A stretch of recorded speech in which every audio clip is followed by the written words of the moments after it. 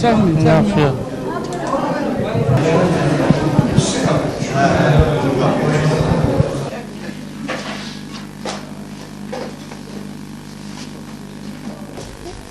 Qəfildən oldu. Neçə nəfər yaralandı? Bir cəmə. Kəndə yerdə düşdü? Hə, hamama düşdü. Yox. Mənim çox atam belə tikiblər. Buradan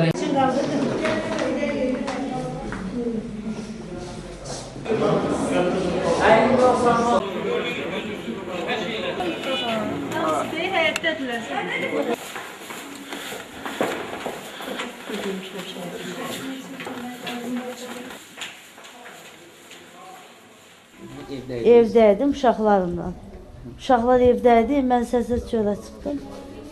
Öyle bir də gördüm ki, kubu kaçdı, güllə gəldi. Qızçalarım, əllər, qollarım şeydi, hiss eləmədim.